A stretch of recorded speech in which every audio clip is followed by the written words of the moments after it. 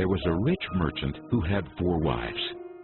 He loved the 4th wife the most, and adorned her with rich robes and treated her to delicacies. He took great care of her and gave her nothing but the best.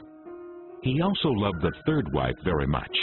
He's very proud of her and always wanted to show off her to his friends.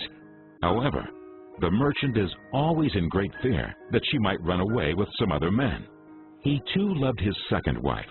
She is a very considerate person, always patient, and in fact is the merchant's confidant. Whenever the merchant faced some problems, he always turned to his 2nd wife, and she would always help him out and tide him through difficult times. Now the merchant's 1st wife is a very loyal partner and has made great contributions in maintaining his wealth and business as well as taking care of the household. However, the merchant did not love the 1st wife, and although she loved him deeply, he hardly took notice of her. One day, the merchant fell ill. Before long, he knew that he was going to die soon. He thought of his luxurious life and told himself, "Now I have 4 wives with me, but when I die, I'll be alone. How lonely I'll be." Thus, he asked the 4th wife, "I love you most, endowed you with the finest clothing and showered great care over you. Now that I'm dying, will you follow me and keep me company?" "No way," replied the 4th wife, and she walked away without another word. The answer cut like a sharp knife right into the merchant's heart. The sad merchant then asked the 3rd wife, "I have loved you so much for all of my life. Now that I'm dying, will you follow me and keep me company?" "No," replied the 3rd wife. "Life is so good over here. I'm going to remarry when you die." The merchant's heart sank and turned cold.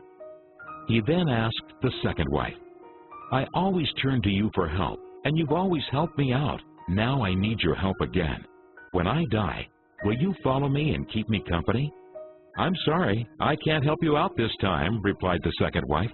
"At the very most, I can only send you to your grave." The answer came like a bolt of thunder, and the merchant was devastated. Then a voice called out, "I'll leave with you. I'll follow you no matter where you go." The merchant looked up, and there was his 1st wife. She was so skinny, almost like she suffered from malnutrition.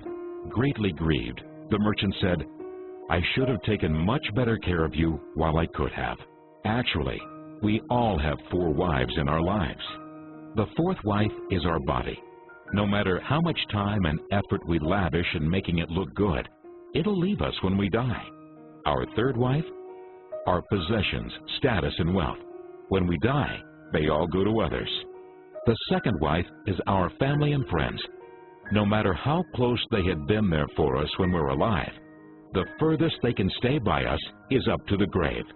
The 1st wife is in fact our soul, often neglected in our pursuit of material, wealth, and sensual pleasure.